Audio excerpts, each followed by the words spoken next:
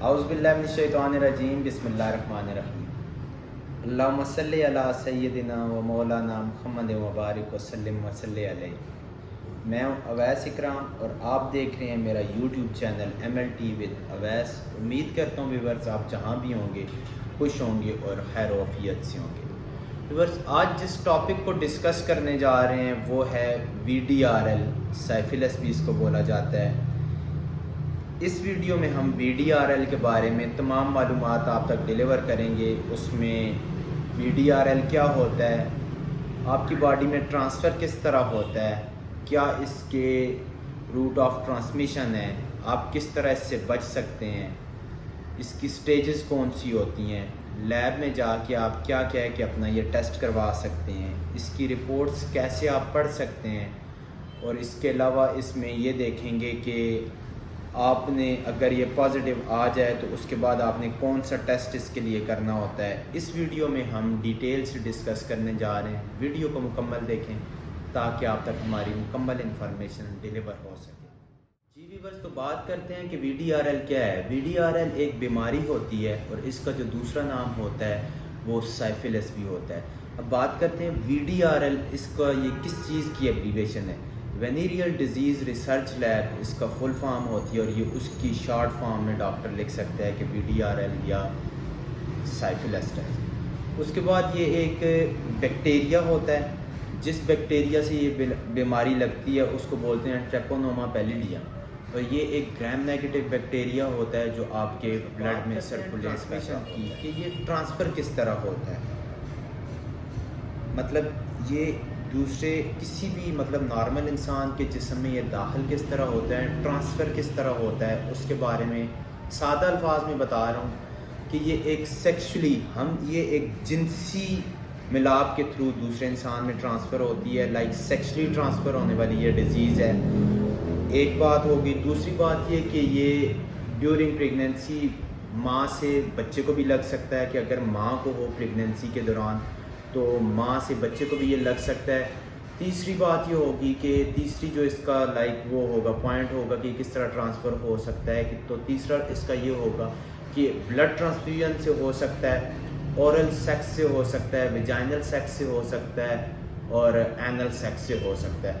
یہ تین اس کی ہوتی ہیں، 4 پوائنٹس ہوتے ہیں کہ یہ کن کن وجوہات کی وجہ سے یہ ایک انسان سے دوسرے انسان میں داخل ہوتا ہے۔ بلڈ ٹرانسفیوژن کی بات کرتے ہیں، آپ جب کبھی بھی کسی انسان کو فار ایگزامپل آپ کے اپنوں کو یا آپ کسی کو جب سیمپل دینے، کسی کو اپنا بلڈ دینے ڈونیٹ کرنے جاتے ہیں تو آپ VDRL کا ٹیسٹ لازمی کروا کے سیمپل آپ ریسیو بھی کریں اور اپنا ٹیسٹ کر کے کسی دوسرے انسان کو بھی دیں تاکہ اس بیماری کو ختم کیا جا سکے۔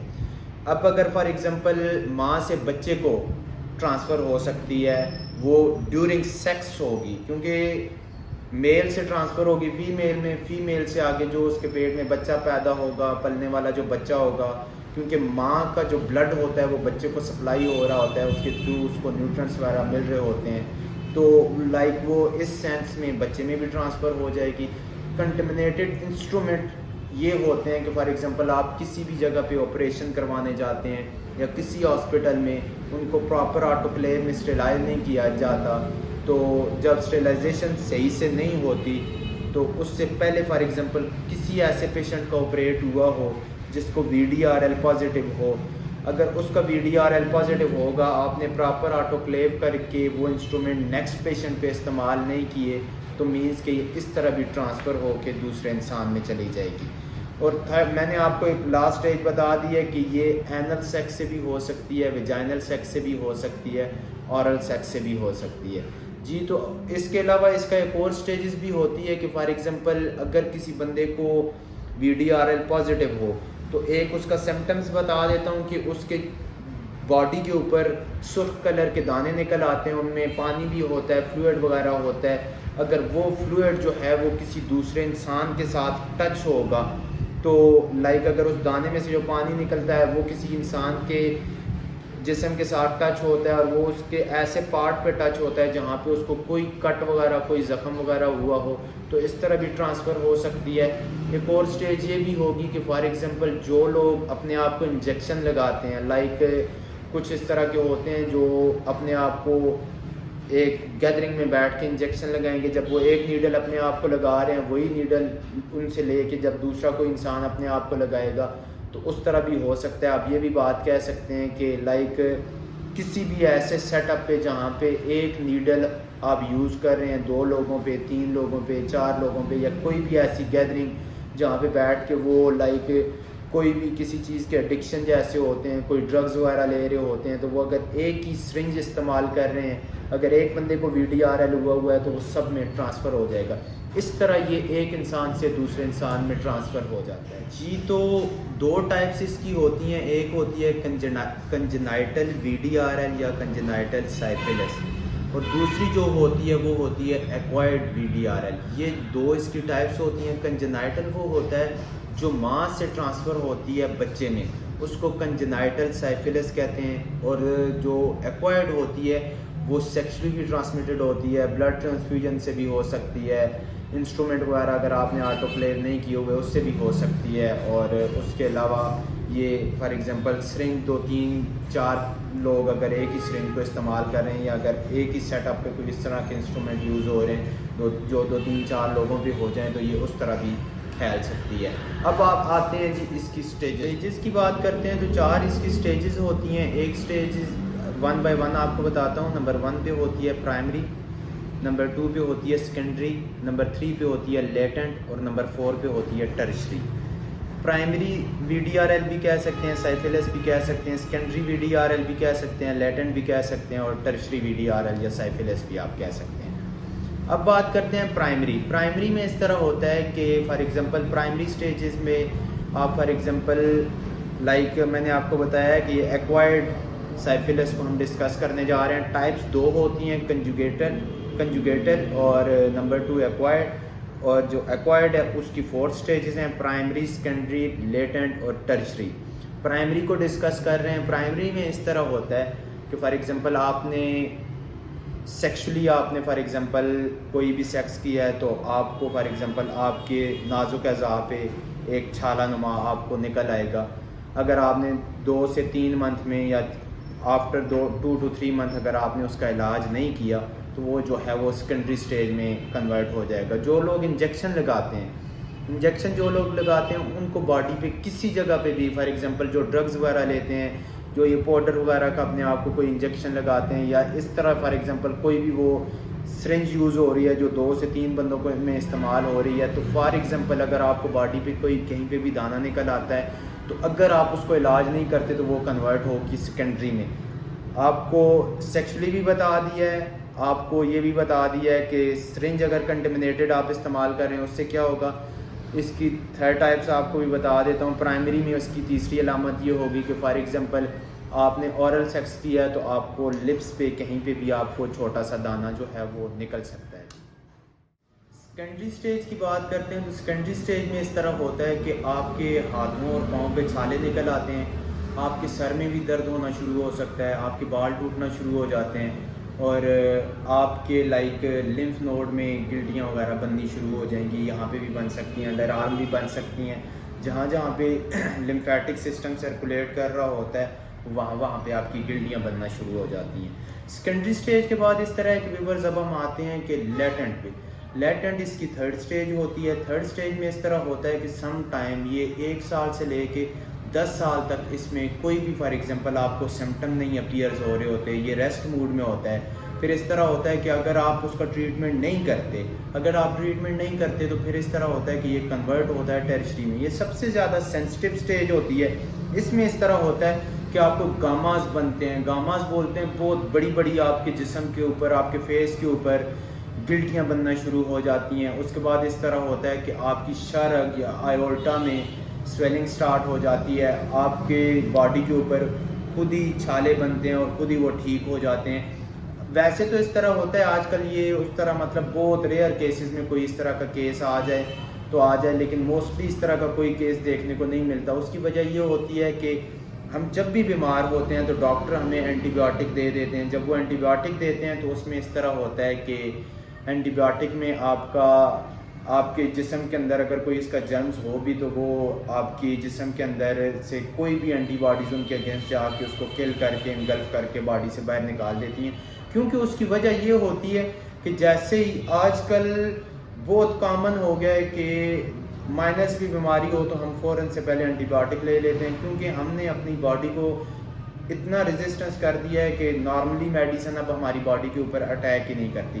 ویورز ابھی بات کرتے ہیں اس کے ٹیسٹ کے بارے میں۔ ٹیسٹ کے بارے میں بات کرتے ہیں کہ اس کے لیے ٹیسٹ کون کون سے کیے جاتے ہیں۔ جب آپ سب سے پہلے ڈاکٹر کے پاس جاتے ہیں یا آپ کسی بھی فارن کنٹری میں میڈیکل کے لیے جاتے ہیں تو آپ کو سب سے پہلے وہاں پہ فار ایگزامپل یا آپ بلڈ ٹرانسفیوژن کے لیے جاتے ہیں تو آپ کا ان میں ایک اسکریننگ میں ٹیسٹ کیا جاتا ہے جس کو VDRL بولتے ہیں یا RPR بولتے ہیں۔ RPR فار ایگزامپل آپ کا ان دونوں ٹیسٹ میں سے کوئی پازیٹیو آ جائے، کیونکہ یہ آپ کی باڈی کے اندر اینٹی باڈیز دیکھنے کے لیے، آپ کے جسم کے اندر اینٹی باڈیز دیکھنے کے لیے چیک کیا جاتا ہے کہ آیا کہ VDRL کے اگینسٹ آپ کے جسم کے اندر کوئی اینٹی باڈیز ہیں یا نہیں ہیں۔ لائک فار ایگزامپل کوئی بھی چیز آپ کے جسم کے اوپر اٹیک کرتی ہے، وہ اٹیک کرتی ہے تو اس کے اگینسٹ ہمارا جسم کی قوت مدافعت ہوتی ہے، وہ اس کے اگینسٹ اینٹی باڈیز بناتی ہے۔ وہ ہم اس میں یہ دیکھتے ہیں کہ آیا کہ VDRL کے اگینسٹ ہمارے جسم کے اندر اینٹی باڈیز بنی ہوئی ہیں یا نہیں بنی ہوئی۔ پھر اس کے بعد فار ایگزامپل ان دونوں میں سے اگر کوئی ایک بھی پازیٹیو آ جائے تو پھر اس کے بعد کیا جاتا ہے جی اس ریکمینڈ کیا جاتا ہے TPHA۔ TPHA اسٹینڈ فار ہوتا ہے ٹریپونوما پیلیڈیم ہیم ایگلوٹینیشن ٹیسٹ۔ یہ ٹیسٹ کیا جاتا ہے اگر آپ کا VDRL پازیٹیو آ جائے۔ اس کے علاوہ اس کا ایک اور دوسرا ٹیسٹ ہوتا ہے جس کو بولتے ہیں FTA-ABS، fluorescent treponemal antibodies absorption test. یہ دو ٹیسٹ کر کے چیک کیا جاتا ہے کہ آپ کے اندر لائک ریشو کیا آ رہی ہے، واقعی آپ کے اندر VDRL کا انفیکشن ہے یا اگر تھا تو وہ نیگیٹو ہو گیا یا پازیٹیو ہو گیا۔ لائک آپ کو سادہ الفاظ میں بتاتا ہوں، لائک جس طرح ہیپاٹائٹس C ہوتا ہے اسکریننگ میتھڈ میں پازیٹیو آ جائے، اس کے لیے دوسرا جو میتھڈ ہوتا ہے PCR ہوتا ہے۔ PCR میں ہم یہ چیک کرتے ہیں کہ آیا کہ آپ کی باڈی کے اندر اس کے جرمز کتنے % ایکٹیو ہیں اور کتنے % ایکٹیو نہیں ہیں۔ اس کے لیے جو ٹیسٹ ایک اور کیا جاتا ہے وہ ہوتا ہے dark field microscopy. Dark field microscopy یہ ہوتی ہے کہ فار ایگزامپل آپ کو آپ کے لائک نازک اعضاء پہ یا آپ کے پینس پہ کوئی اگر چھالا وغیرہ بن گیا تو وہاں سے وہ فلوئڈ لے کے اس کی مائکروسکوپی کی جاتی ہے۔ پھر فار ایگزامپل اگر کسی کو ٹرشری سائفلس ہو تو ٹرشری سائفلس میں یہ ہوتا ہے کہ CSF کرتے ہیں۔ CSF کیا ہوتا ہے؟ سیریبرو اسپائنل فلوئڈ ہوتا ہے کہ آپ کے اسپائنل کارڈ میں سے فلوئڈ لے کے آپ کو اس میں آپ کا وہ فلوئڈ لے کے تو اس ٹیسٹ سے ایگزامن کیا جاتا ہے کہ آپ کے اندر ریشو کتنی آ رہی ہے۔ اب ویورز بات کرتے ہیں اس کی میڈیسن کے بارے میں کہ اس کی میڈیسن کیسے دی جاتی ہیں، کون کون سی ہوتی ہیں، ان کے بارے میں ابھی آپ کو بتاتے ہیں۔ میڈیسن میں اس کی اس طرح ہوتا ہے ویورز کہ سب سے پہلے ڈاکٹر آپ کو ٹیسٹ ڈوز دے کے چیک کرتا ہے کہ آپ کو اس میں جو میڈیسن دی جاتی ہے لائک پینسلین کی میں ایک بات کرتا ہوں کہ آپ کو کوئی الرجی وغیرہ ہو تو وہ پھر آپ کو پینسلین نہیں دیتے۔ اس کے لیے اس طرح ہوتا ہے کہ بینزاثین جی پینسلین دی جاتی ہے، وہ 1.2 ملین کے ڈائلوشن کے اندر آپ کو ایک ڈوز دی جاتی ہے۔ اگر فار ایگزامپل آپ کو پرائمری VDRL ہے تو پرائمری میں اس طرح ہوتا ہے کہ آپ کو ایک ویک میں ایک ڈوز دی جاتی ہے اور پھر نیکسٹ ویک میں دوسری ڈوز دی جاتی ہے۔ سیکنڈری میں اس طرح ہوتا ہے کہ سیکنڈری میں یہی ڈوز جو ہے آپ کو 3 دفعہ دی جاتی ہے کہ پہلے ویک میں بھی آپ کو دی جاتی ہے، دوسرے ویک میں بھی دی جاتی ہے، تیسرے ویک میں بھی دی جاتی ہے۔ اگر الرجی فار ایگزامپل ہو تو پھر آپ کو بینزاثین نہیں دیا جاتا کیونکہ اس میں پینسلین ہوتی ہے۔ پھر آپ کو انجیکشن دیے جاتے ہیں جی۔ اس کے علاوہ جو ہوتے ہیں لائک سیفٹریکزون ہوتے ہیں وہ آپ کو 12 سے 14 دن دیے جاتے ہیں۔